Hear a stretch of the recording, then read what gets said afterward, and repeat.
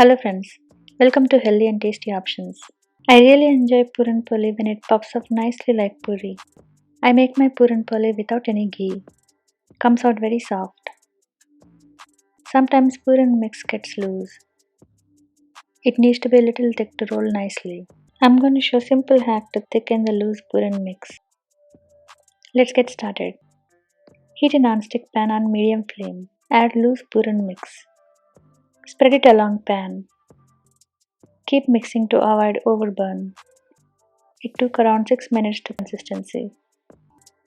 Turn off the flame. Mix one more time.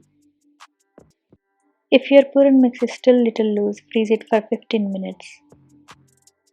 This mix is perfect now.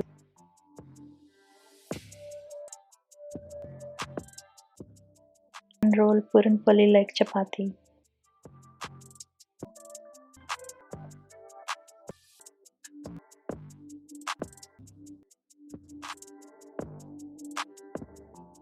You can see how nicely it's puffing.